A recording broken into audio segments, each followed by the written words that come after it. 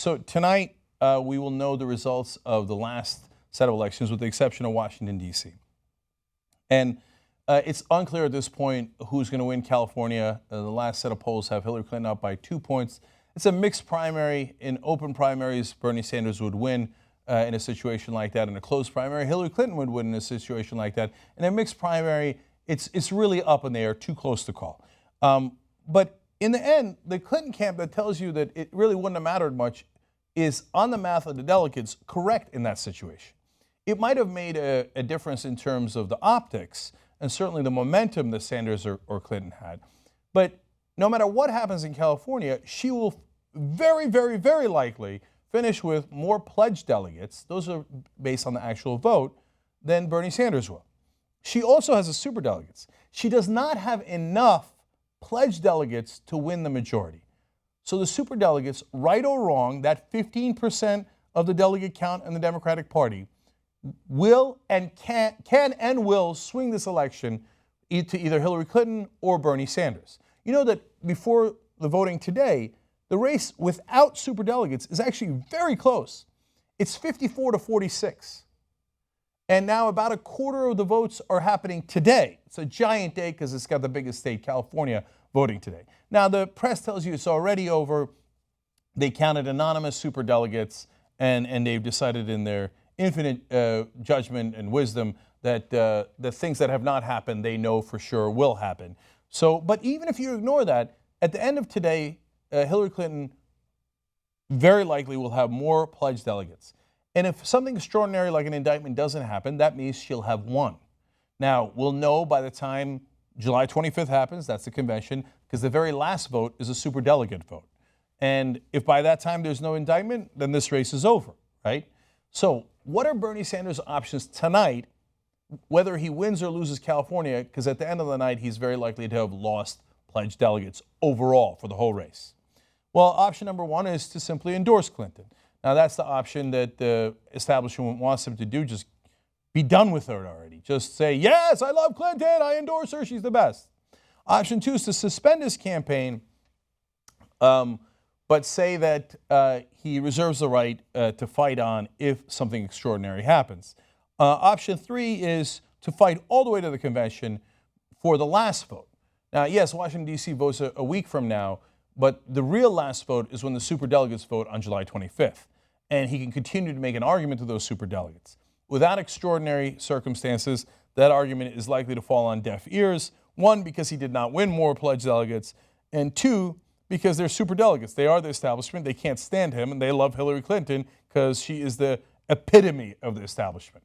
But extraordinary circumstances are still possible. They are out there as a possibility, obviously, because of the possible indictment. So then we go to the question of, what should Bernie Sanders do? Now, that's where I'm going to usually come in with my prognostication, perhaps obnoxiously so. But my job is to tell you what I think of the current political situation and do some analysis on it. So if I was Bernie Sanders, I would suspend the campaign. And so now, Sanders supporters, before you freak out, here's what it means. It doesn't mean that I take all my delegates and I give them to Hillary Clinton preemptively. No, of course not, right? And it doesn't mean like when Jeb Bush suspends his campaign, he's not actually suspending it. That's just for legal reasons because he's got to make up some of the money that he raised and be able to give it back, et cetera. No, but he's done. His campaign is done. In this case, it would be a literal suspension of the campaign. I am not going to continue to run against Hillary Clinton because there aren't any elections left other than the superdelegate election at the convention. So for the moment being, I am suspending the campaign. Okay, then the second thing I would do is I would reserve the right to re-enter the race. Now, why do I reserve that right? If I was Hillary Clinton in 2008, I might have technically done that with Barack Obama because you never know, right? But in all effect, we knew that she had lost in 2008, and there was no giant event that could throw a wrench into that, right? But in this case, we do have a giant monkey wrench hanging out there. It's called an indictment on the email scandal. Again, I know I'm tired of the establishment telling me that they either have secret sources inside the FBI, but they're just withholding them from us, or they just think that an indictment is not possible for reasons they never explain. No, even though there's an investigation, don't be silly children. The powerful are above the law. Don't you know that already? And maybe they're right about that, but I don't know it. And so we have the one situation here where a campaign can say, yeah, you know what? If you get indicted and you're arrested, yes, I reserve the right to re-enter the race. That's what suspending my campaign means. And in the meanwhile, does that mean I go quietly into that good night? Hell no.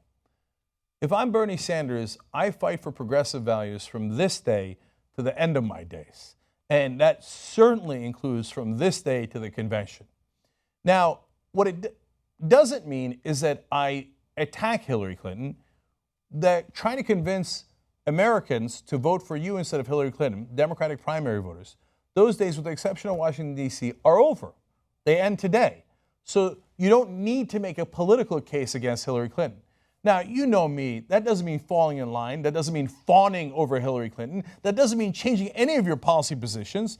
And that certainly doesn't mean to say, oh, yes, I will now tell you things that I know are not true, which is that Hillary Clinton will bring you great change and she will just challenge that establishment and fight for you. No, it doesn't mean that. But it does mean, honestly, for political reasons, that you're not going to continue to challenge Hillary Clinton politically, okay? But there is one guy in the race you can challenge, Donald Trump. So I would say if I was Bernie Sanders tonight, yes, she has the pledged delegate lead. Yes, I reserve the right to re-enter the race. But for the moment being, I'm done going back and forth between Hillary Clinton. From this day forward, I fight for progressive values as I have for the last 40 years. That's why I got to where I am today, because I am your progressive champion. And as part of that fight, I will fight vigorously against Donald Trump.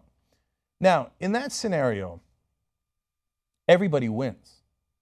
Then you've got two strong Democrats fighting against one Donald Trump. Hillary Clinton should be ecstatic about that, should hug Bernie Sanders and say whether he, technically endorses me or hands over his delegates or not, here's my brother in arms, and we are progressives together. And then you've got two against one. That's wonderful. If all you care about is politics, that's an ideal scenario. My guess is because they're thirsty for power and they don't really believe what they're saying. If they thought they had already won and they thought there was no possibility of an indictment, they wouldn't have pressured all the press to call the election before the California vote. They would have said, yeah, let's vote. It's going to be great. So they think it's not actually over. So if Bernie Sanders does what I suggest, they will be mad. They'll say it's not good enough. They'll say, how dare you? They already had President Obama call Bernie Sanders, and they had him pressure him. Now, I'm going to give you some amusing quotes from that. New York Times reports, some Democrats speculated on Monday that by discussing Mr. Obama's plan to jump into the campaign fray, his team was hoping to nudge Mr. Sanders from the race, signaling the time was coming for him to abandon his bid. So the White House has already said, hey, Bernie, it's time to go. And the White House likely, President Obama is in New York tomorrow on Wednesday. Hillary Clinton's campaign headquarters are in New York and Brooklyn. So, and the White House press secretary has already hinted at it. Likely, President Obama will endorse Hillary Clinton tomorrow and will start getting on the campaign trail. Now, I'm amused by the last part of this.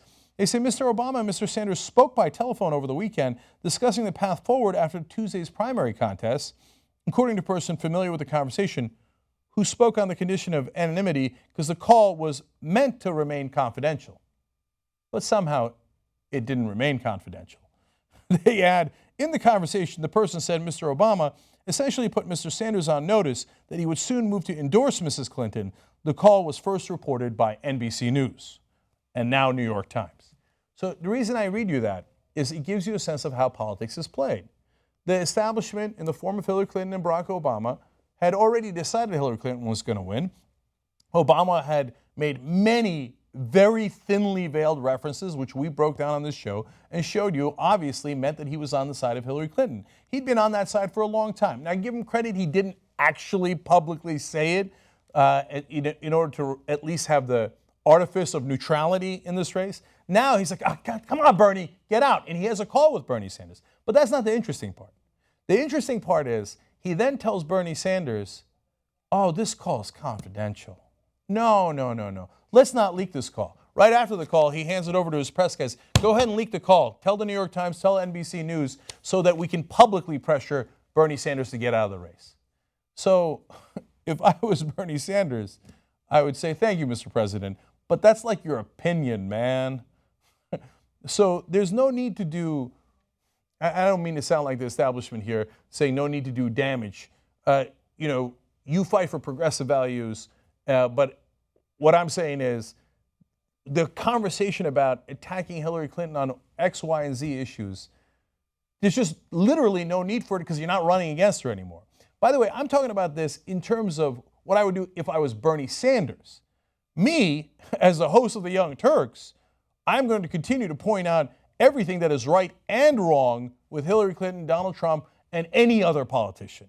So we don't ever fall in line. We're not politicians. Bernie Sanders is still a politician, still running in the Democratic Party. I'm giving him analysis based on that. For us in the media, we never let up. If Hillary Clinton does something wrong, oh, she's the Democratic nominee now, so I can't say it. Are you kidding me? Of course I'm going to say it. That's our job in the media.